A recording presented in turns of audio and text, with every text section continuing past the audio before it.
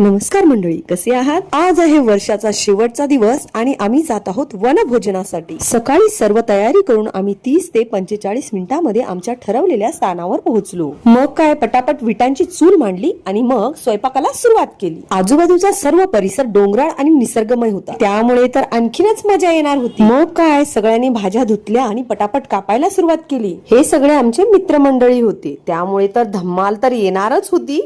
त्यात जेवण चुलीवर बनवायचं होतं, त्यामुळे टोपाला लेव लावणं गरजेचं होतं। लेव लावणं म्हणजे मातीमध्ये पाणी टाकून टोपाला सारवणे, त्यामुळे टोप जळत नाही। आणि त्यानंतर व्हेज बिर्याणी बनवण्याचा कार्यक्रम जो होता तो आमच्या जेंट्स मंडळींकडे होता आणि सगळे आहेत व्हेजिटेरियन आणि म्हणून व्हेज बिर्याणी बनवण्याचा कार्यक्रम ठरला। मस्तपैकी चुलीवर पापड तळले, हिरव्या मिरच्या तळल्या आणि मस्तपैकी सगळे आता रेडी आहेत।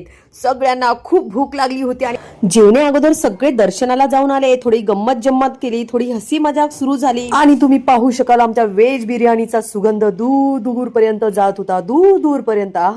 वनभोजनासाठी निवडलेलं जे ठिकाण आहे ते खूप सुंदर आणि निसर्गमय अशा वातावरणातील होतं। ठिकाण नक्की कोणतं आहे ते पाहण्यासाठी पूर्ण व्लॉग बघा आणि व्लॉग बघण्यासाठी चॅनलला सबस्क्राईब करा, लाईक करा आणि खाली डिस्क्रिप्शन मध्ये लिंक दिलेली आहे। अशा प्रकारे आमची व्हेज बिर्याणी रेडी आहे। सगळे मस्त अंगत पंगत करून जेवायला बसले आणि मग काय, बिर्याणीवर ताव मारला छानपैकी। कोशिंबीर होती, मिरच्या होत्या, बालुशाही होती आणि खूप धम्माल केली, खूप मजा केली।